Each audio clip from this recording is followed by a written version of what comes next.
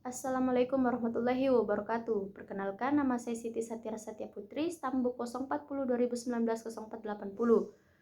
Saya dari Fakultas Hukum Universitas Muslim Indonesia. Saya di sini akan menjawab tugas yang diberikan oleh dosen saya, yaitu Bapak Dr. Hardianto Dejanggi SHMH dalam mata kuliah Etika Tanggung Jawab Profesi. Pertanyaan pertama, bagaimanakah proses penegakan kode etik Polri?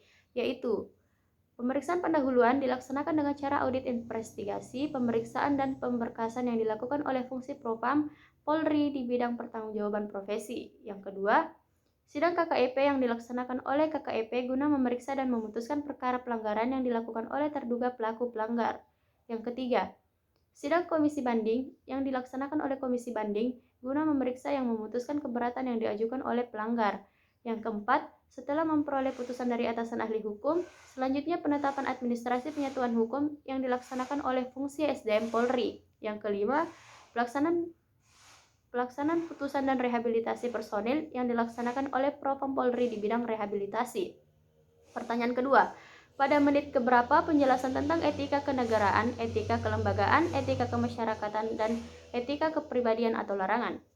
Yang pertama, etika kenegaraan terdapat pada menit ke-12.30, etika kelembagaan terdapat pada menit ke-14.45, etika kemasyarakatan terdapat pada menit ke-17.33, dan etika kepribadian terdapat pada menit ke-19.25.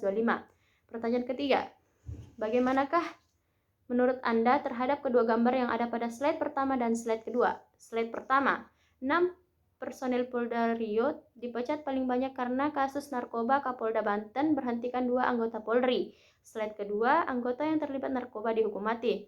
Dari slide tersebut, banyaknya anggota Polri yang terlibat narkoba.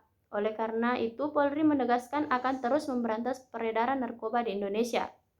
Pertanyaan keempat, apa yang menjadi dasar pengecualian terhadap putusan KEPP?